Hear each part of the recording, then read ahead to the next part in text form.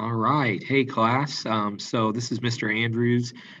Today's virtual lesson is just going to be a quick overview of some potential methods for beginning to open up a text, right? Um, so today we're just going to focus on really the kinds of questions. In this case, we're going to think of it as levels of questioning that we can ask about literature and poetry in order to open up its potentials. Last class, we talked a little bit about um, the appreciation for what we call divergent thinking. Divergent thinking is the ability to think about the many possibilities. And when we're especially beginning to explore literature, it really is helpful in many ways for us to begin to sort of think about what are the possibilities in terms of questions, in terms of paths that we can go down and explore. And the more that we're able to open up these kinds of questions in the beginning, the more potential and opportunity there is for meaningful and fruitful discussion afterwards as well. And so we're just going to start with these questions. Now, there are really three types of questions and this is sort of based on some various scholasticism that informs some of this, but there are sort of three different types of basic or broad questions we could ask about literature and really text in general that we might think about doing here. And one is, of course, literal questions, what is in the poem. Two is interpretive questions, which are more about what's up with this poem. And then three is more of questions about application. What does this poem reveal? And one by one, they sort of build off of each other. We're going to talk about how each of those. But first, let's kind of talk about or remind ourselves or refresh ourselves about what I mean by divergent thinking. So, when we're thinking about literature and when we're really thinking about text in general, this is sort of what this class really provides to us is the ability to think in opportunistic and multiple ways to consider multiple divergent possibilities, right? This taps into the creative centers of our brain, that right side of the brain, right? The one that's sort of able to imagine, okay, there's a lot of possibilities here. If I were to be given 10 different ingredients, it's quite possible that I would want to look up a recipe and go through a linear process, right? I might be tempted to do that. But the divergent side of me, the creative side of me might say, oh, well, what could I possibly create? What are the various possibilities that I may want to explore in terms of what I could cook with these 10 ingredients, right? That's a creative thing. Of course, there's room for noting the linear as well. Linear thinking is more methodical. It's the scientific method, right? There is a method for doing things. It is precise, it's consistent, it's methodical. The issue with that is that even though the scientific method is great at proving certain things, it may be incomplete in terms of providing a measurement or an explanation of the entire human experience. Because as we know, there are some things in this world that are qualitative that can't quite be measured in the same type of methodologies that may be used in the scientific method.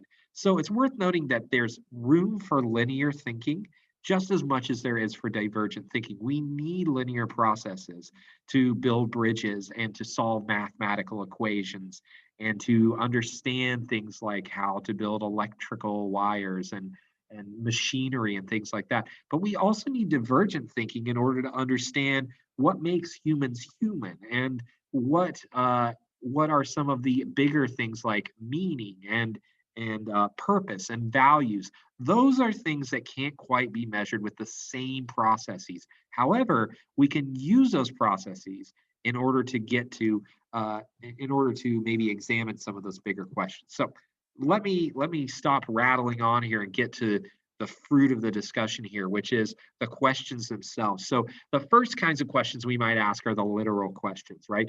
These are basic questions about what may be literally understood by the text. So these are things like who is the narrator of Great Gatsby? Obviously, these are questions that we might ask ourselves in order to just first set ourselves on firm ground, right? This is sort of looking at what can we know by looking at the text, right? This is a great place to start because it builds off what we already know. because it points us to, these are the kinds of questions that sort of give us a sense of orientation, of direction. Where do I want to go in terms of thinking about or understanding or opening up this text? And when you did things like notice and focus, or the method in last semester, what you were really doing was starting with a process that allowed you to answer some literal questions, right? What are some of the patterns that you see in the that are you see in the text? What are some of the anomalies to those patterns? What are some of the binaries or oppositions that are revealed in the text, right? Those very methodologies for looking at patterns and looking at things like noticing are really ways of sort of navigating those in first intentional literal questions we could ask, right? Another example would be like the poet uses the word gaudy. Gaudy is a word for extravagance, and it possesses a negative connotation. People don't usually say gaudy to describe things that they are pleased with or approve of, right? And that's something we can know. That's something we can capital K know.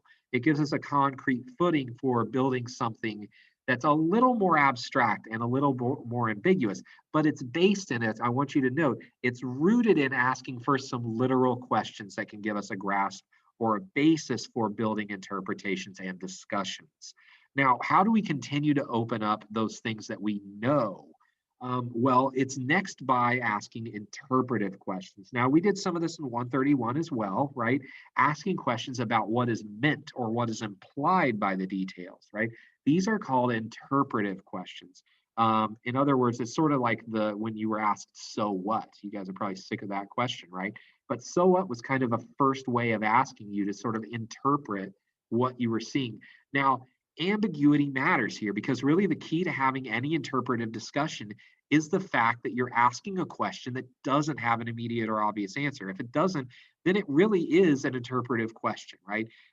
Now, the details matter here too, because just as your first questions are about literal details, interpretive questions start to take those details and put them in conversation with each other. So maybe we notice, for instance, that the narrator of Great Gatsby is Nick, and we know that what's his relationship to Gatsby? Well, he turns out to be, one of his best friends and confidants. Now, I can take some of those details that I know, capital K, about Nick, right? And I can start to build a question. For instance, there's a scene in The Great Gatsby, right? When Gatsby confirms that he, in fact, did go to Oxford for a semester after being called an Oxford man, right? And when Tom calls Jay Gatsby out on this, saying you didn't go to, it's suggesting that he did not go to Oxford, that he was untruthful. Gatsby actually retorts by telling him, in fact, he did go to Oxford, but only for a semester on a GI Bill. Now, in response to this, Nick says, I could have slapped him on the back, right? This moment, I think, suggests, as I read it, right, that Nick really seems to have a sort of a bias towards Gatsby himself, which now that I'm sitting back and asking, okay, he's telling the story of Gatsby, but in the story itself, he seems to demonstrate a clear bias towards Gatsby himself, wanting to believe in him. I have to ask the question, is Nick an unreliable narrator? Now, you'll notice how that interpretive question was built by not just considering one detail in a vacuum, right? But starting to look at details in conversation with each other. So as we start to ask literal questions and build a sort of knowledge base, right, of different details, we might put those details in conversation and eventually come up with an interpretive question such as this. Now, the third level is where we go even further. The third level is finally where we extend the discussion beyond just the world of the text itself, right? So I can ask a question all day about Nick and how he is as a character or a narrator, but all that really has consequences for is the story itself. Now, when we start to ask questions about application, that's the third type, we now are starting to consider what are the implications for this story, this question, this interpretation for outside of the text, right? At this stage, we're adding a second layer of interpretation. We're starting to consider how our own world, our own knowledge, our own experiences interact with that text. So in the first two layers of questioning, we're really exploring the world of the text, and now we're putting it into our own. A good example would be if I were to look at Nick's unreliable narration, or potentially unreliable narration about Jay Gatsby's story. I might ask the question to further this conversation, what might Nick's narration reveal about confirmation bias in social relationships? Now, let me explain real quick. Confirmation bias is when we believe something and we believe it so fervently that we only look for the details that support what we believe about it. And we ignore or we minimize the details that don't, right? And the question that could be raised if we were to read Gatsby a certain way is it possible that Nick is participating in selection or confirmation bias? Is he choosing to tell us the kind of story that frames Gatsby in the right light? And does it reveal something about how social relationships may impact or be impacted by a confirmation bias, looking for the good in people and ignoring perhaps the warning signs or the red flags, right? Is it possible that Nick's narration can reveal something to us about how confirmation bias works in our own minds, in our own world, right? This is where, again, we sort of take the window that literature offers and we turn it into a mirror, right? So these three layers of questioning really ultimately are meant to sort of add depth and meaning and additional levels of understanding when we read a text. So what you're going to do next then is you're going to participate in a discussion on woodchucks. Now, when you go to that discussion linked just below, you're going to see that I'm going to challenge you to write three different kinds of questions, these kinds of questions: a literal question, an interpretive question, and finally an application question about woodchucks. The questions could be specific to a very small part of the poem. They can be more to a broader pattern in the poem. They can be to a larger message you think is in the poem. But either way, you're simply asking three types of questions. You're not meant to answer the questions. The idea here is to simply exercise our sort of question asking muscles, right? We're used to sort of offering an opinion and a take on something, but one thing that we aren't always so exercised at is raising new questions. And that's what I want you to challenge yourself to do now in this discussion below. It's worth noting that there's a second discussion as well on Papa's Waltz. That one, I'm going to ask you to actually do something you're probably more comfortable with. I'm asking you to give your take on it. Now, there's a specific prompt for it, so make sure to read the prompt at the beginning there. Both are text-based, and we will follow up at least on the woodchucks one in the following class. So just know that we will be using in some way, in some capacity, the questions that you come up with today. So make them good, because I think the better the questions, the better the discussion. I can guarantee that. All that said, have a great day and best to you.